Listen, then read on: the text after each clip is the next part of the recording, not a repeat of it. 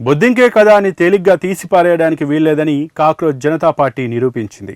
NEET UG paper లీకేజీపై CJP చేసిన 5 వారాల ఉధృత పోరాటానికి దిగివచ్చి కేంద్ర విద్యాశాఖ మంత్రి ధర్మేంద్ర ప్రధాన్ తన పదవికి రాజీనామా చేయక తప్పలేదు.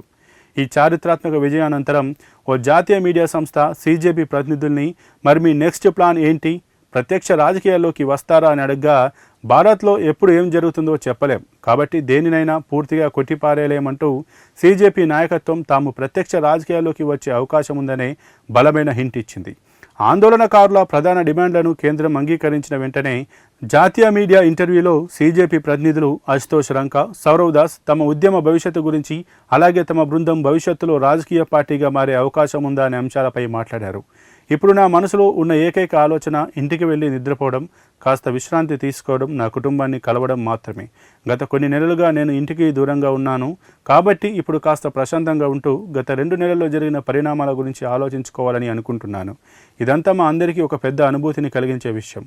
ఇది గర్వపడాల్సిన సమయం, ఊరట పొందే సమయం. ఆ తర్వాత పరిస్థితులు ఎలా ఉంటాయో చూద్దామని రంకా చెప్పారు. ప్రత్యక్ష రాజకీయాల్లోకి వచ్చే అవకాశాన్ని కొట్టిపారేస్తున్నారా అని అడిగినప్పుడు భారత్లో దేనికి నో అని చెప్పకూడదనేదే నా అభిప్రాయమని ఆయన బదులిచ్చారు. అయితే రాజకీయాలు సీజేపీ బృందం తక్షణ లక్ష్యం కాదని సౌరవ్ దాస్ స్పష్టం చేశారు. ప్రస్తుతం మా దృష్టి చాలా స్పష్టంగా ఉంది. ఈ ఉద్యమం క్షేత్రస్థాయికి వెళ్ళాలి. ఎందుకంటే ఇప్పటికే 750 నుంచి 800 రాజకీయ పార్టీలు ఉన్నాయి.